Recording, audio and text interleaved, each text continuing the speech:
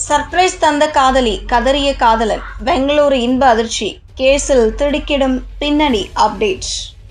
காதலனுக்கு இன்ப அதிர்ச்சி கொடுப்பதாக கூறி அவரது கைகால்களை நாற்காலியில் கட்டி வைத்து உயிருடன் எரித்து கொன்ற காதலியின் செயல் பெங்களூருவில் பெரும் பரபரப்பையும் அதிர்ச்சியையும் ஏற்படுத்தி கொண்டிருக்கிறது.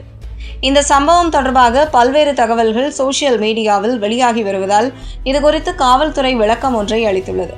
கர்நாடக மாநிலம் தும்கூர் மாவட்டம் சிக்கநாயக்கனஹள்ளியைச் சேர்ந்தவர் கிரண். இவர் பெங்களூரு ராஜாஜி நகரில் உள்ள ஒரு தனியார் நிறுவனத்தில் சிம் கார்டு விற்பனையாளராக பணியாற்றி வந்தார். அதே நிறுவனத்தில் பணிபுரிந்து வரும் பிரேமலதா என்பவருடன் கிரணுக்கு கடந்த 2 ஆண்டுகளாக காதல் இருந்து வந்துள்ளது. சமீப காலமாக கிரண் தன்னுடன் சரியாக பேசுவதில்லை என்றும் தன்னை விட்டு விலகிச் செல்வதாகவும் பிரேமா சந்தேகமடைந்துள்ளார். இதனால் அவருக்கு தக்க பாடம் புகட்ட திட்டமிட்ட பிரேமா நேற்று முன்தினம் தனது அம்மாவும் சகோதரனும் வேலைக்கு சென்ற பிறகு அஞ்சனா நகரில் உள்ள தனது வீட்டிற்கு கிரணை வரவழைத்துள்ளார். அங்கு வந்த கிரணிடம் ஃபாரின் ஸ்டைலில் தனது காதலை புதுப்பிக்க போவதாக சொன்னார். உடனே ஒரு நாற்காலியில் காதலனை அமர வைத்துள்ளார். பிறகு கிரணின் கண்கள், கைகள் மற்றும் கால்களை கயிற்றால் இறுக்கமாக கட்டியுள்ளார். ஏன் இவ்வளவு இறுக்கமாக கட்டுகிறாய் என கிரண் கேட்டபோது இது ஒரு சர்ப்ரைஸ் விளையாட்டு என்று கூறி பிரேமா அவரை நம்ப வைத்துள்ளார்.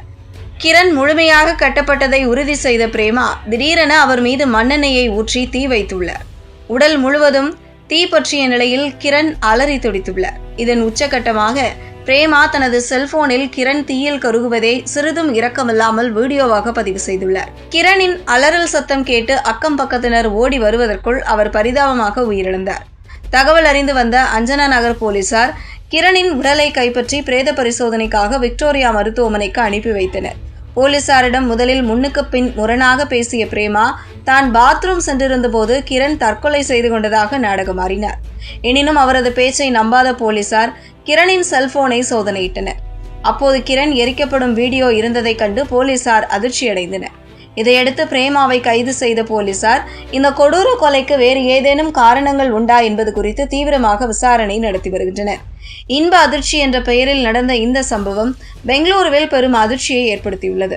ஆனால் காதலன் எரிக்கப்பட்ட கொடூர சம்பவம் தொடர்பாக சமூக வலைதளங்களில் பல்வேறு தகவல்கள் பரவி வரும் நிலையில் அது குறித்து டிசிபி நாகேஷ் தற்போது அதிகாரப்பூர்வ விளக்கம் அளித்துள்ளார்.